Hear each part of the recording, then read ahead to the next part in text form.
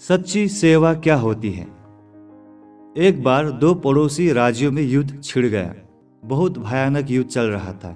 युद्ध में बहुत सारे सैनिक घायल हो जाते हैं। दोनों राज्यों की सेना में ऐसे कर्मचारी भर्ती किए गए थे जिनका काम था युद्ध स्थल पर जाकर अपनी अपनी सेना के घायल सैनिकों की मरहम पट्टी करना और उन्हें पानी पिलाना। उनमें से एक राज्य की सेना का एक कर्मचारी था पांडवरन, जो युद्ध स्थल पर जाता और घायल सैनिकों को पानी पिलाता और उनकी मरहम पट्टी करता।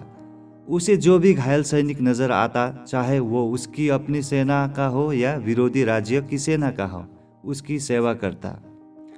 इस बात पर कुछ सैनिक ने राजा को शिकायत की कि पांडवरन विरोधी राज्य के घायल सैनिकों को भी मरहम पट्टी कर रहा है और उन्हें पानी पिला रहा है। राजा ने उसे तुरंत बुलाया और उनसे पूछा, पांडवरन, तुम्हें घायल सैनिकों की सेवा के लिए रखा गया है, किंतु तुम तो विरोधी राज्य के सेना के घायल सैनिकों को भी सेवा कर रहे हो, ऐसा क्यों?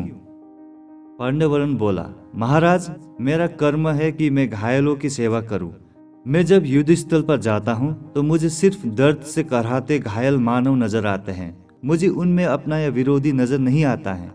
मुझे सिर्फ अपना कर्म याद रहता है, इसलिए मैं हर घायल की सेवा करता हूँ। पांडवरन की बात सुनकर राजा ने उसे गले से लगा लिया और कहा, पांडवरन, तुम सच्चे सेवक हो। कथा का सार यह है कि सेवा अपने या पराये को देकर नहीं की जाती। जिस सेवा में पक्षपात हो वो सेवा नहीं होती।